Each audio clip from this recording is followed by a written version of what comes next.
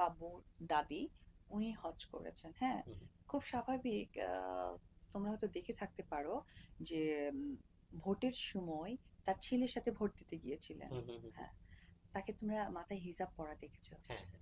তুমি জানো যে একটা ছবি লিক হয়েছে, ওনার মাথায় কাপড় নাই।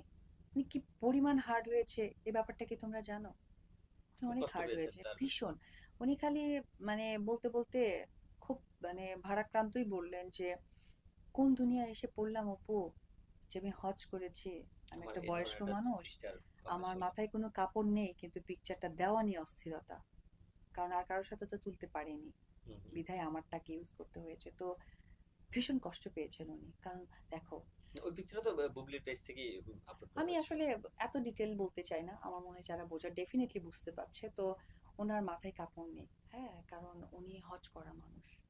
উনি আর কিছু না হোক, উনি ধরো মাথায় হিজাব ছাড়া বা মাথায় কাপড় ছাড়া কখনো ছবি দেন না। এটা আবার বাবুর দাদু, যে বাবুর দাদা হচ্ছে, তো প্রত্যেক দিনই হুম, হুম। নামাজে যান। এটা নামাজেও খুব ব্যাডলি আলোচনা হয়েছে যে এটা কেমন ধরনের কথা। সে যদি একটা পরিবারের অংশ মনে করেন, তার দায়িত্ব ছিল না যে একজন মানুষ হজ করা, তার মাথায় কাপড় আছে কিনা, সে হয়তো বা বোঝেনি বা এত চিন্তা করেনি যে যে সব সময় তো অস্তিত্বের কারণে যে কোনো কিছু প্রুফ রাখতে হবে। হ্যাঁ, সেশন করাটা জরুরি, যেমনটাই যে আমি প্রোগ্রাম করছি এটা